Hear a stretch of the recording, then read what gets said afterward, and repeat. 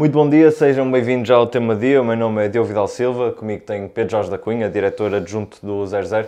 Bom dia, Pedro. Bom dia, Diogo. Vamos ter uma Liga das Nações Ibérica, neste caso um vencedor, seja ele Portugal ou Espanha, num jogo marcado por muitos duelos individuais, mas já vamos lá. Primeira pergunta, o que é que nos diz a história sobre este duelo? Portugal já defrontou a Espanha 40 vezes no passado, a base de dados do 00 dá-nos esta resposta com alguma facilidade, simplicidade, e Portugal venceu apenas 6 vezes, portanto 15% de vitórias nos jogos contra a Espanha, um número que não é nada de especial, não é brilhante, longe disso, mas há aqui algumas peculiaridades nestes duelos. Portanto, houve várias fases de domínio espanhol, outras de maior fase de domínio português, e vale a pena recordar a última vitória portuguesa sobre a Espanha. Aconteceu num amigável realizado na Luz no dia 17 de novembro de 2010, com uma goleada 4-0, Hélder Postiga a bizar e ainda Carlos Martins e Hugo Almeida a marcarem. Já foi há 15 anos, portanto já aconteceu há algum tempo. Daí para cá houve mais 6 jogos entre Portugal e Espanha, com 5 empates e uma vitória de Espanha, curiosamente também para a Liga das Nações, nas meias finais do torneio de 2022, e com o Álvaro Morata a marcar o único golo espanhol aos 88 minutos, num jogo na Pedreira de Braga. Quer isto dizer que, se apenas nos agarrássemos a este fator histórico, a Espanha partiria claramente como favorita contra Portugal, embora, como também percebemos, nos últimos jogos tenha havido um grande equilíbrio, 5 empates, uma vitória para a Espanha nos últimos 6 jogos, sendo que Portugal então venceu pela última vez a Espanha em 2010, mas logo por 4-0. Este jogo vai estar também marcado, como referi há pouco, por muitas estrelas, e um dos grandes debates atualmente é Vitinha ou Pedri. Qual é que é neste momento o melhor médio do mundo?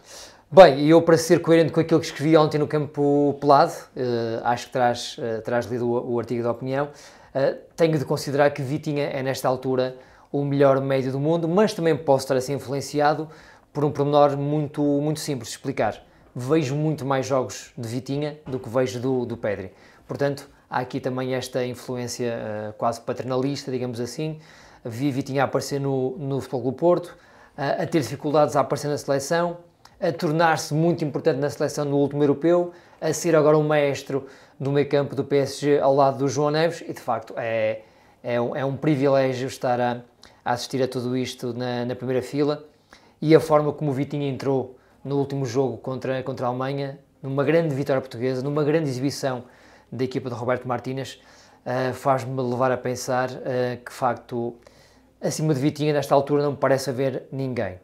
Claro que Pedri González é um jogador fabuloso. O ano passado assisti com muita atenção aos 2 jogos do Barcelona contra o Benfica. De facto, é um prodígio de técnica, de pensamento também. A forma como aquele corpo aparentemente franzino consegue sair daqueles duelos mais físicos com a bola controlada e depois encontrar logo uma linha de passe perfeita, é de facto também um jogador fabuloso, e estou muito curioso para ter uma resposta ainda mais afirmativa na segunda-feira, depois de ver este Vitinha contra Pedri. Mas para quem gosta mais de estatística, e para não nos basearmos apenas na minha opinião pessoal neste caso, vamos aqui aos números de Vitinha e de Pedri na última temporada. Vitinha tem mais 3 anos do que Pedri, é importante também lembrar isto, 25 anos contra 22 do catalão. Vitinha fez 4.425 minutos na última época, entre clube e seleção, 59 jogos, 6 golos, 6 assistências. Curiosamente, os números de Pedri são muito parecidos.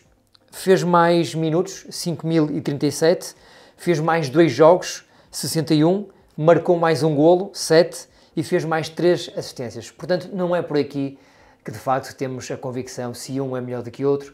Portanto, a minha opinião sobre a superioridade de Vitinha, à pele, ao milímetro, é muito também condicionada por um conhecimento maior do seu futebol. Para além de Vitinha e Pedri, que outros duelos merecem este olhar à parte, por assim dizer?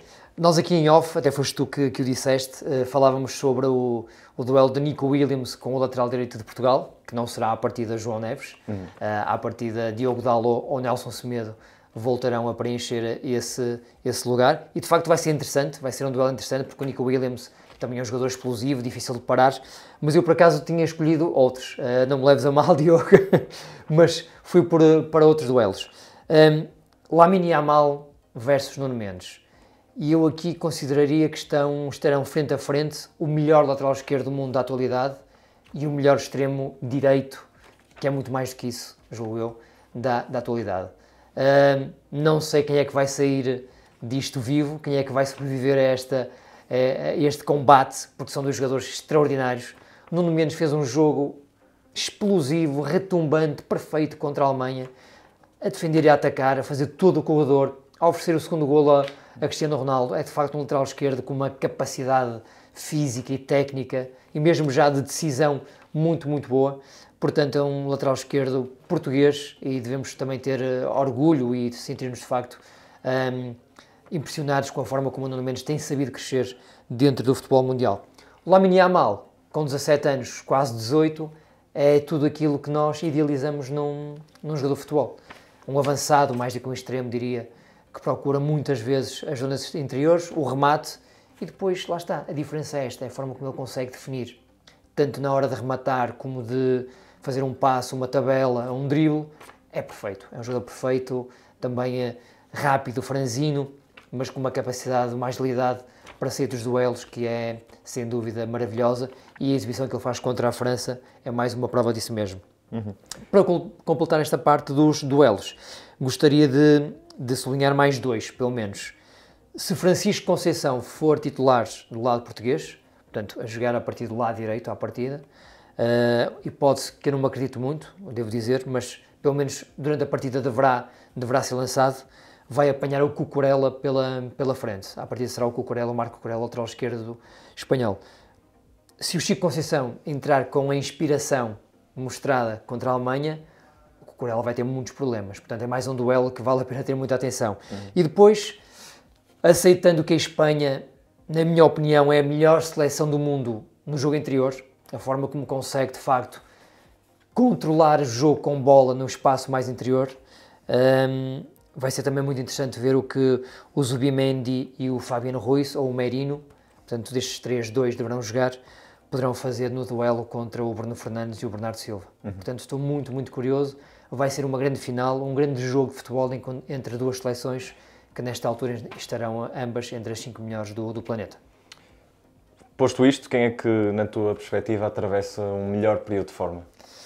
Diogo, curiosamente, a Espanha, nos últimos 3 jogos, em 2025, sofreu 9 golos. Significa isto que é uma seleção frágil e débil? Não, não me parece.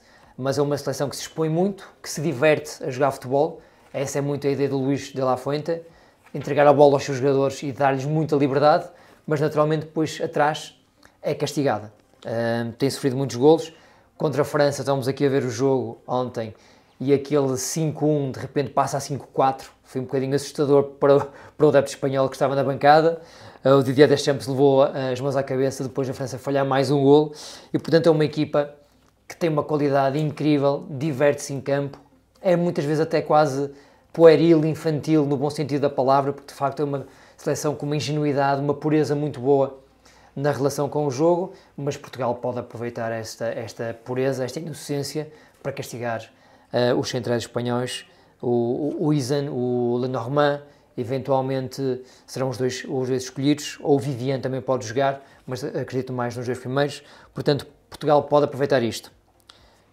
Posto isto, Diogo, em 2024, a Espanha em 17 jogos oficiais ganhou 14 e foi campeão da Europa. Portanto, estamos aqui a falar de uma grande equipa, uma equipa que assusta, que mete de facto respeito e que atravessa um momento muito, muito bom com o Luís de la Fuente. Portanto, a entrada do antigo selecionador sub-21 para o lugar de Luís Henrique não diminuiu em nada a Espanha, pelo contrário, parece que a fez crescer. Em relação a Portugal, em 2024, a seleção chegou aos quartos de final do Europeu, acabou por cair nos penaltis contra a França, ganhou 9 vezes em 16 jogos, e em 2025 vem de 2 vitórias, esta contra a Alemanha em Munique e contra a Dinamarca também em Alvalade, e uma derrota, precisamente contra a Dinamarca em Copenhaga, num jogo muito fraco e que colocou a nu o lado mais negro da era Roberto Martínez, que foi agora compensado com este grande jogo, grande exibição em Munique. Por fim, precisamente Roberto Martínez, selecionador de Portugal é espanhol. Já alguma vez defrontou o seu país natal? Isto com 0-0 hoje em dia é muito fácil chegarmos a estas respostas.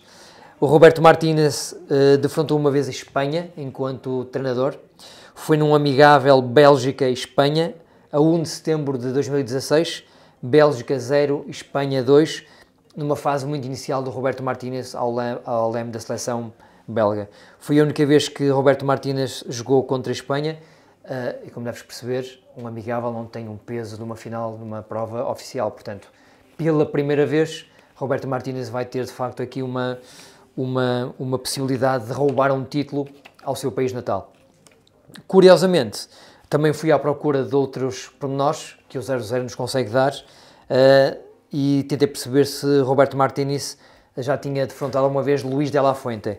Enquanto treinadores nunca se defrontaram, enquanto jogadores também não, mas estiveram muito perto de o fazer. Luís de la Fuente tem 63 anos, portanto é 12 anos mais velho do que Roberto Martínez, mas na época 92-93, num Zaragoza 0, Atlético Bilbao 3, o Luís de la Fuente jogou os últimos 18 minutos pelo Atlético e o Roberto Martínez foi suplente não utilizado nessa partida. Portanto, estiveram muito perto de jogar, mas não aconteceu, e este vai ser o primeiro jogo oficial entre Roberto Martínez e Luís de la Fuente. Obrigado, Pedro. Importa ainda recordar que Ricardo Gonçalves, jornalista do 00, Portanto, nosso enviado especial para a Alemanha, está a trazer diariamente conteúdo espetacular sobre tudo o que está a acontecer na Liga das Nações e não só. E ainda esta sexta-feira não perca o mercado do Flash especial com Igor Gonçalves às 9h30 no YouTube e na Twitch.